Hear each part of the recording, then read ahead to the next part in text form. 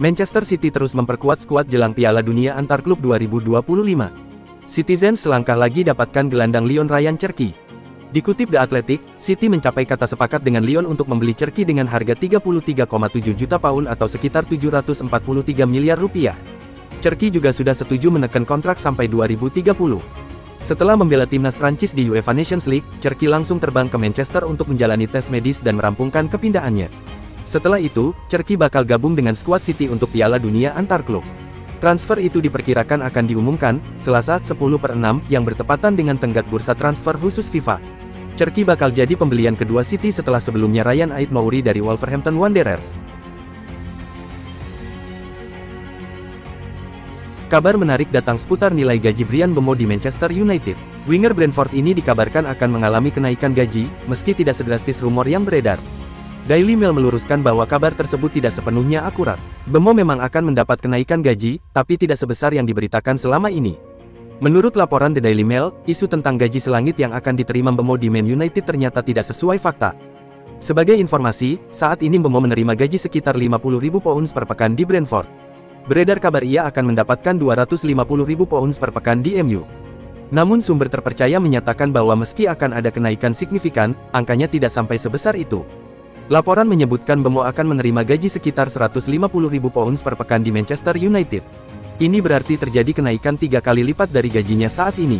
Namun nilai ini masih bisa bertambah berkat berbagai klausul bonus, termasuk bonus gol dan assist.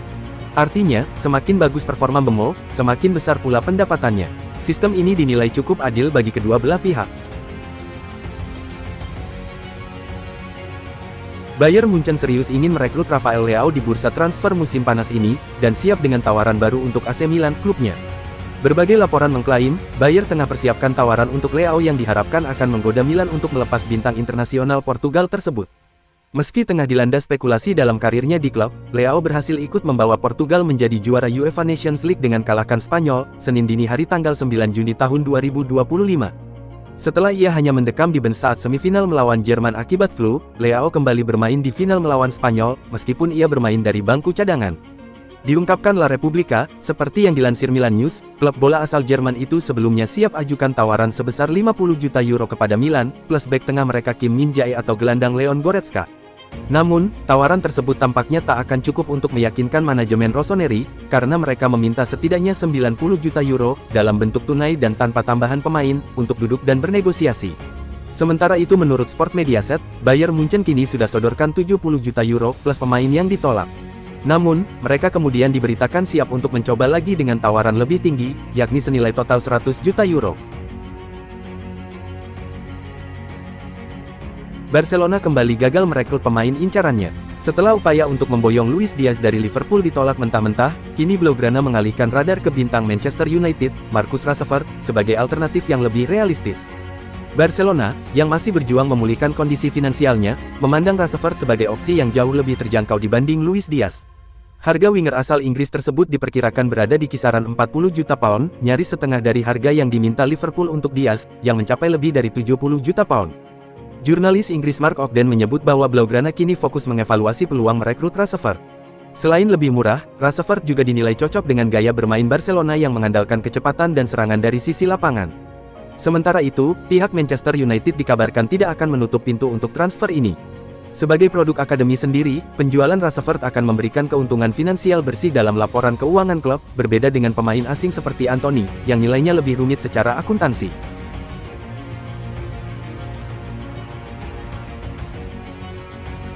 Setelah kembali gagal mendapatkan Victor Osimhen dari Napoli, Al Hilal kini dikabarkan mengalihkan targetnya ke striker Liverpool, Darwin Núñez, untuk memperkuat lini serang sebelum Piala Dunia Antar Klub dimulai pekan depan. Kini penjualan terbesar Liverpool musim panas ini diperkirakan akan datang dari sosok Darwin Núñez.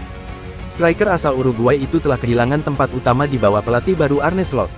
Dengan kombinasi usia, gaji tinggi, dan potensi nilai jual yang besar, Núñez menjadi kandidat kuat untuk dijual apabila Liverpool menemukan pembeli yang tepat. Kini, Al Hilal kembali muncul sebagai peminat serius setelah 5 kali ditolak oleh Osimhen. Meski klub Arab Saudi itu telah mencapai kesepakatan dengan Napoli, Osimhen tetap menolak pindah dan lebih memilih untuk bertahan di Eropa demi bergabung dengan klub papan atas. Al Hilal sendiri berada dalam kondisi mendesak untuk mendapatkan striker baru sebelum Piala Dunia Antar Klub dimulai. Maka, spekulasi pun mengarah kepada Darwin Núñez. Sebelumnya, nama Nunes memang pernah dikaitkan dengan klub-klub Saudi, termasuk Al Hilal, namun laporan sebelumnya menyebut sang striker lebih condong untuk bertahan di Eropa, dengan Atletico Madrid disebut sebagai tujuan favoritnya. Virgil van Dijk memastikan dirinya tidak tertarik kembali ke Eredivisie sebagai tempat menutup perjalanan kariernya. Bek andalan Liverpool itu menyatakan bahwa pulang ke liga asalnya di Belanda bukanlah opsi yang ia pertimbangkan. Biasanya, banyak pemain memilih kembali ke liga tempatnya berasal untuk menutup karir sepak bolanya. Akan tetapi tidak dengan kapten Liverpool ini. Virgil van Dijk secara tegas menyatakan tidak tertarik melakoni laga di Eredivisie lagi. Ia menegaskan komitmennya untuk tetap berkompetisi di level tinggi sampai akhir. Saya sangat jelas tentang itu, saya tidak akan kembali ke Belanda. Saya memulai di sini, dan itu sangat penting bagi saya, akunya pada Voetbal International. Saya sangat jelas bahwa saya tidak ingin kembali ke Eredivisie.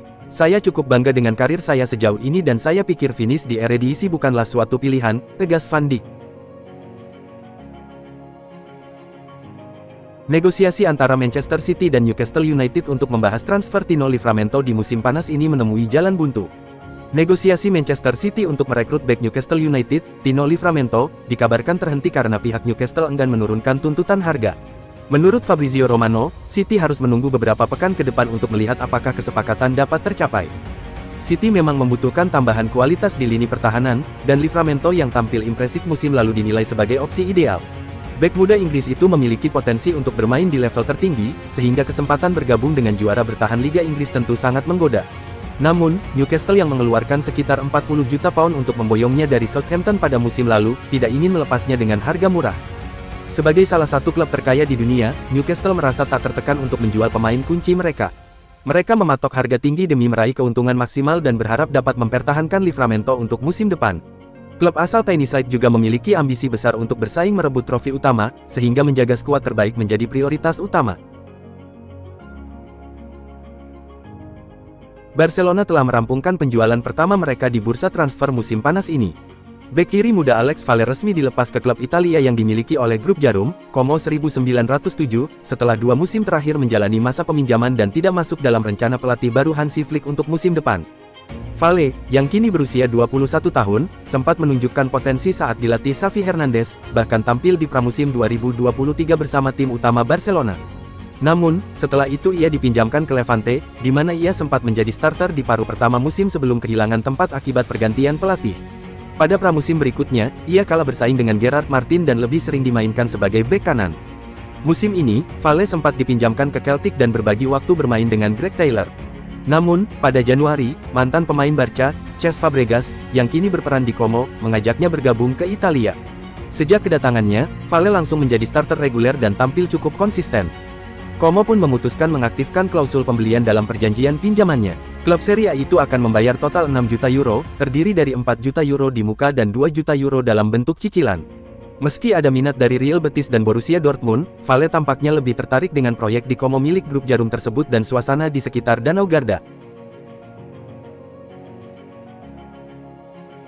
Manchester City tertarik mendatangkan kiper cadangan Chelsea Marcus Bettinelli. Ia akan dijadikan pilihan ketiga di belakang Ederson dan Stefan Ortega. The Athletic melaporkan City sedang mencari pengganti Scott Carson yang kontraknya habis bulan ini. Kontrak Bettinelli di Chelsea hanya tersisa setahun lagi. Bettinelli hanya tampil sekali selama 4 musim membela Chelsea, yakni saat menghajar Chesterfield 5-1 di Piala FA pada Januari tahun 2022. Kiper 33 tahun tersebut dikabarkan sudah mendapat lampu hijau dari The Blues untuk menyeberang ke City. Pembahasan transfer Bettinelli antara City dan Chelsea diharapkan bisa selesai sesegera mungkin agar sang kiper bisa dibawa The Citizens ke ajang Piala Dunia antar klub 2025 yang dimulai akhir pekan ini. Bettinelli merupakan jebolan Akademi Fulham dan mencatat 120 penampilan bersama The Cottagers selama tahun 2010 sampai tahun 2021. Pada periode itu ia sempat dipinjamkan ke 3 klub berbeda, yakni Dartford, Accrington Stanley, dan Middlesbrough. Gelandang muda Liverpool Harvey Elliott tengah mempertimbangkan kelanjutan masa depannya di klub. Elliott bisa saja hengkang demi main lebih sering. Elliott gabung Liverpool pada 2019. Secara keseluruhan, ia sudah mencatatkan 147 kali penampilan di semua kompetisi. Namun, sebagian besar merupakan sebagai pemain pengganti. Pada musim 2024-2025, Elliott hanya 5 kali jadi starter dari 23 kali penampilan di semua ajang.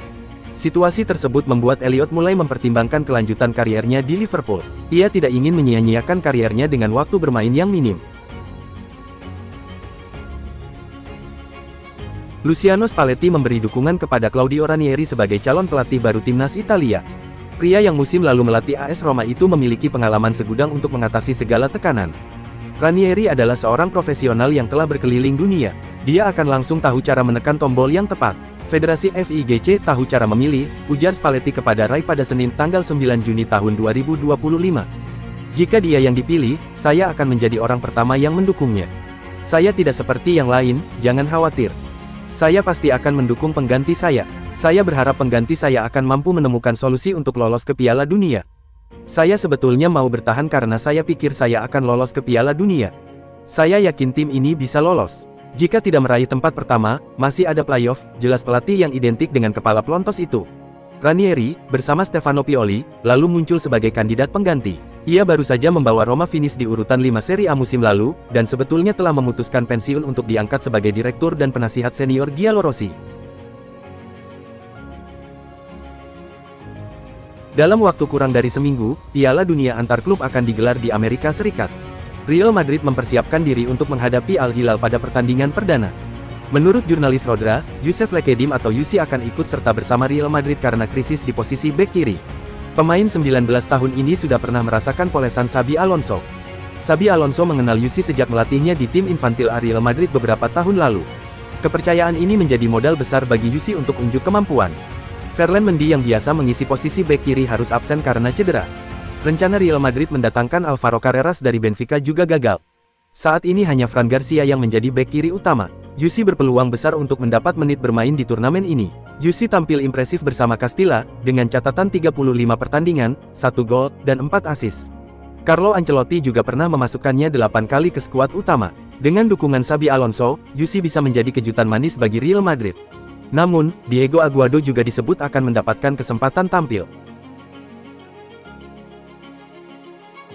Tottenham Hotspur telah menemukan sosok pengganti Ange Postecoglou di kursi pelatih kepala. The Lilywhites dilaporkan memilih menunjuk pelatih kepala Brentford, Thomas Frank. Proses negosiasi antara Tottenham dengan Brentford telah berlangsung semenjak beberapa hari lalu. Pakar bursa transfer, Fabrizio Romano, pun menyebut kedua tim telah mencapai kesepakatan. Tottenham bakal mengeluarkan dana sebesar 10 juta pound sterling untuk mendaratkan Frank ke London Utara. The Lilywhites harus merogoh kocek karena Frank masih terikat kontrak bersama Brentford hingga musim panas 2027. Apabila tidak mendapat halangan berarti, proses kepindahan Frank ke Tottenham bisa rampung dalam waktu dekat. The Lilywhites kemungkinan bisa mengumumkan penunjukan Frank dalam waktu 48-72 jam ke depan. Bukannya striker, Arsenal justru kembali berburu gelandang tengah. Satu target kini sudah dalam genggaman The Gunners. Meski kabarnya diminati oleh Real Madrid, namun pemain asli Spanyol ini justru percaya kepada proyek ambisius Arsenal. Ya, pemain itu adalah Martin Zubimendi. Kedatangan Zubimendi juga membuat lini tengah meriam London makin mewah. Sebelumnya Declan Rice ditebus Arsenal seharga 105 juta euro, sementara Merino punya harga 33 juta euro. Kini, Zubimendi yang sudah menyetujui kesepakatan kontrak jangka panjang secara verbal dengan Arsenal, dihargai 60 juta euro. Soal transfer Zubimendi, Fabrizio Romano, jurnalis asal Italia bahkan sudah menyatakan here we go. Dengan poster Zubimendi berjersey Arsenal. Biasanya, Romano punya informasi akurat soal transfer pemain yang artinya Real Sociedad sudah sepakat soal harga yang ditawarkan.